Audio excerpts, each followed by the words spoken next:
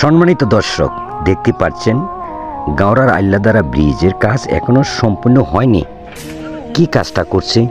Trolley গাড়ি নামে যে পরিচিত, টলি গাড়ি শক্তিশালী, ড্রাইভার মনে হচ্ছে ব্রিজে দিয়ে চলে যাবে ওই লাল মাটি দিয়ে। এই লাল মাটি যে তো আটাল্লা মাটি, টলি গাড়ি ড্রাইভার কিন্তু বুঝতে পারেনি। ভাই, আমাদের কাপাসিয়া গাজীপুরে লাল মাটি বিশাল একটা শক্তিশালী মাটি।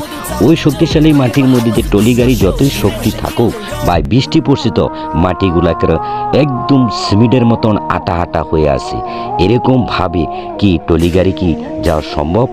ভাই, একটি ভিডিও দেওয়া আছে আপনাদের এই ব্রিজে ডাইভারশন কেটে ফেলেছে এবং আসতে পারবেন না। ব্রিজটি সম্পূর্ণ কমপ্লিট হলে তারপরে কিন্তু ব্রিজের চলাফেরা করতে পারবেন এবং অটো, সিএনজি, ট্রাক এগুলি চলতে পারবেন। কিন্তু প্রিয় ভাই, এই যে দেখেন লাল মাটি বিশাল, ব্রিজের ওই মাথা আর ওই মাথা, দুই মাথার মধ্যে কিন্তু লাল মাটি ফালাইছে এবং এই দেখেন লাল মাটি, বিশাল লাল মাটি। এই মাটির শক্তিশালী একটি মাটি, ওই মাটি দিয়ে যখন বৃষ্টি পড়বে তখন কিন্তু ট্রাক অথবা সিএনজি, অটো যত শক্তিশালী গাড়ি হোক না কেন ভাই, ওই ব্রিজে দিয়ে যাইতে পারবেন না। কেন ভাই জানেন? লাল মাটি একটি শক্তিশালী মাটি। ওই দেখছেন ব্রিজের নিচে ওই যে ডাইভারশনটা আছে কেটে ফেলেছে।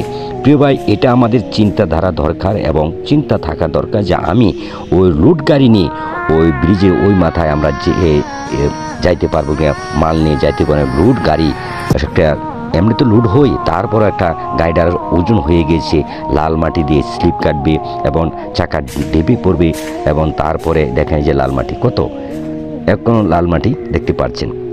চতুর্পাশে কিন্তু লাল মাটি আছে। ব্রিজটা দেখতে পাচ্ছেন, ব্রিজে যে গ্রামটা দেখছেন গাওরার আইলাদারা গ্রামের নামে পরিচিত, যে ইউনান বাড়িসাগর কাপাসিয়া গাজীপুর, ওই গ্রামটার মধ্যে যে ব্রিজটা হচ্ছে এবং এই যে রুটটি দেখছেন, এই রুটটি সরাসরি শ্যামপুর শালদু চর যেতে পারে, কাপাসে যেতে পারে, বাংলাদেশ। যে এখন এই যে দেখছেন তারা কিন্তু মাছ মেরে আসছে, ওই রুটটি দিয়ে বাসায় চলে যাবে।